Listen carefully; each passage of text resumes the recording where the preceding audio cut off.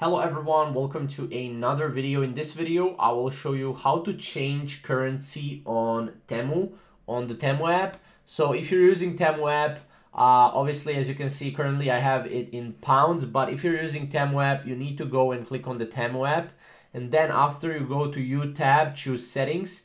From settings, as you can see, you have currency right here and you'll be able to choose click on the dollars.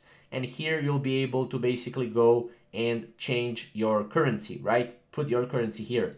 Now it would be the same online. You'll have to log in, go into the this part right here. Also you can go here and as you can see you have change country or region, and then you can change your country or region, and you can change your currency on Temu as well this way too. So this is the current way how you can change currency on Temu. Now there are other ways obviously, but this is the main way. So if you have any questions or comments, comment down below, and definitely check out our channel because we are posting different videos on Temu and other technical apps as well. So if you want to check that out as well, and we'll see you in the next video. Thank you guys for watching.